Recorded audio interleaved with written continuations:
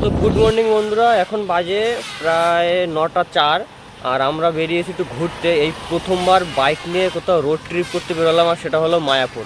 তো চলো তোমাদের ছোট ছোট কিছু ভিডিও ক্লিপ দেখাবো। অবশ্য আমি প্রপার রাইডার নই যে তোমাদের রাইডের ভিডিও দেখাবো, তো যতটা সম্ভব চেষ্টা করবো দেখানোর।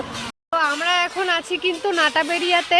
আর আমরা বেরিয়েছিলাম গোপালনগর থেকে 8:30 বাজে, তখন রাইড 8:30 বাজে তখন আমরা বেরিয়েছি। আর এই নাটাবেরিয়া আসলাম, এখন বাজে 9টা 6 মতন। এখন নগর থেকে নাটাবেরিয়া পর্যন্ত আসতে আমাদের প্রায় 30 মিনিট মতন লাগলো। তো এখন দেখি মায়াপুর যেতে কতক্ষণ লাগে। তো রাস্তায় যদি মাঝে আবার দাঁড়াই তাহলে তো যা যা করবো মোটামুটি সবটাই শেয়ার করার চেষ্টা করব। দেখো সামনে একটা গরুর গাড়ি, কিন্তু এর পাশ থেকে আমরা কিভাবে যাব সেটাই তো ভাবছি। এখনো গরুর গাড়ি আছে তাহলে, কিন্তু গরুর গাড়ি দেখে নিয়েছি অনেকদিন পরে। ওই যে পিছনে তাও অনেকটা দূরে চলে গেছে। এই হাইকার, ওই যে আমাদের পিছনে আছে ওরা, আর আমরা যাচ্ছি। এই নদীয়ারের দিকে আসলে পরে মাঝে মাঝে গরুর গাড়ি দেখা যায়। এই গাড়িতে এখনো সে ধান দেখা যায় না। আমার আওয়াজে কতটা শুনতে পারবে জানি না।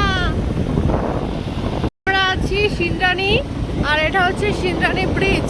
হচ্ছে দত্তফুলিয়া বাজার, আর এটা হচ্ছে দত্তফুলিয়া বাজারের ব্রিজ। আর নিচে চলে গেছে কিন্তু ইছামতি নদী। তো ইছামতি নদীর উপর থেকে এখন আমরা যাচ্ছি। আর আমরা যাচ্ছি কিন্তু দত্তফুলিয়া, আরংঘাটা, বগুলা ওই সাইড হয়ে। বল এলাকা ছেড়ে এখনো বেরোয়নি। টিকিট বগুলা। আচ্ছা, ওটা বগুলা চলে এসছে, এটা বগুলা স্টেশন। বাড়ি থেকে বেরিয়েছি প্রায় 51 কিলোমিটার, আমরা চলে এসেছি। আর ভালো লাগছে না, দেখো না মুখ চোখের অবস্থা কিরকম হয়ে গেছে। তো এখানে একটু রেস্ট নেবো, একটু চা খাবো, তারপরে আবার আমরা বেরোবো। সবার হাল খারাপের দিকে আস্তে আস্তে, মানে কষ্ট হয়ে যাচ্ছে। গাড়িতে বসে বসে যাচ্ছি তাও কষ্ট হয়ে যাচ্ছে আমাদের। এত সময় তো ওয়েদার ভালো ছিল, আর এখন আমার এই রোদ উঠেছে। আমরা আবার বেরিয়ে পড়েছি। তো এই রাস্তাটা দেখো কি সুন্দর রাস্তা।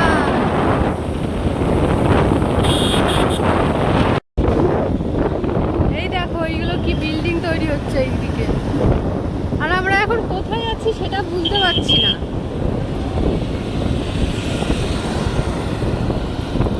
আমরা কৃষ্ণনগর হাইওয়ে ধরে যাচ্ছি। আমরা কিন্তু ঘাট পার হবো না, আমরা ব্রিজের ওপর থেকে যাবো, তাই তো?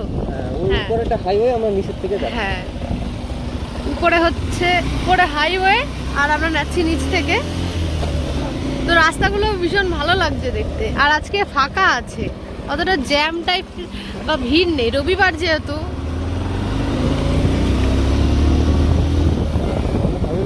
হ্যাঁ, কিন্তু হাইওয়ে ধরে নিয়েছি। রাস্তাটা জাস্ট দেখো, সেটা দারুণ রাস্তা। হাইওয়ে তো হাইওয়ে।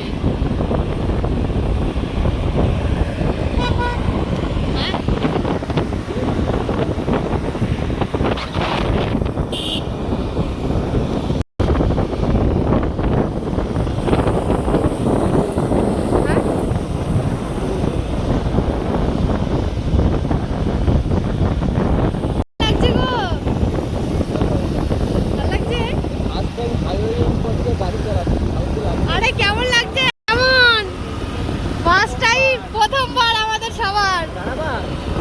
দাঁড়াবানি কি জীবনের প্রথমবার। আর এই যে আমার কর্মশাই গাড়ি চালিয়ে হাইওয়ের উপর থেকে যাচ্ছে, মানে এর একটা আলাদাই এক্সপেরিয়েন্স। বলো, ভালোই লাগছে কিন্তু। ও, এটা কি ব্রিজ? আমরা কিন্তু যাচ্ছি এখন গঙ্গা পার হয়ে ব্রিজের ওপর থেকে। দেখো কি দারুণ লাগছে গো।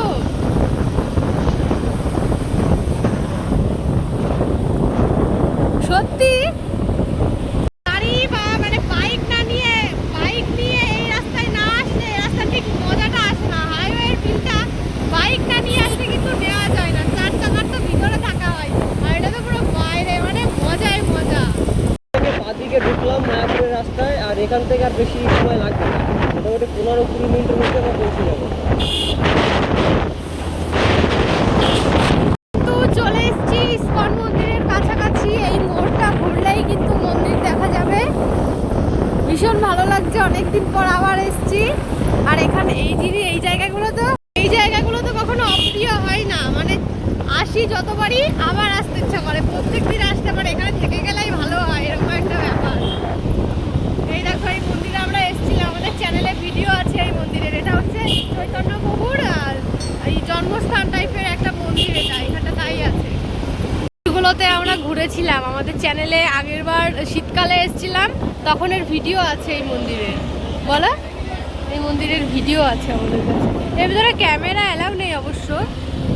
তো মায়াপুরের রাস্তাঘাটগুলো খুব চেনা চেনা লাগে, বলো, আসলেই ভীষণ ভালো লাগে।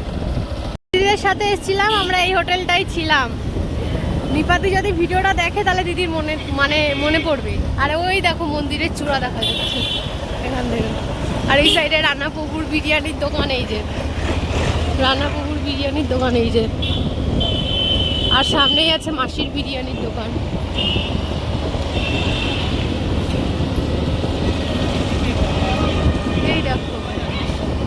এই দেখো কই মাসির বিরিয়ানি, কই ছাড়িয়ে চলে এসছি নাকি? এই যে মাসির বিরিয়ানি, এখানে আমরা একটু পরে আসছি। এই যে মাসির বিরিয়ানি মন্দির, শ্রীধাম মায়াপুর। কেমন লাগছে গো? দুর্দান্ত লাগছে। সকালে যাবো, বাড়ি নেই।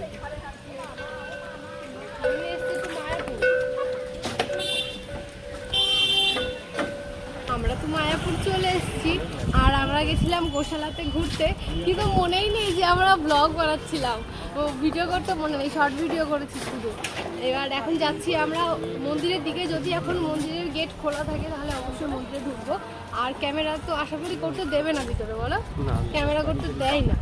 তো তারপরে খাওয়া দাওয়া করবো, তারপরে আবার একটু মন্দিরে ঘুরবো, একটু ফটো টটো তুলবো, তারপরে বেরিয়ে যাবো। তো এখন যাবো মন্দিরের দিকে। আর দেখো এখান থেকে মন্দিরটা কি সুন্দর লাগছে, ইসকনের মানে চূড়াটা খুব ভালো লাগছে দেখতে।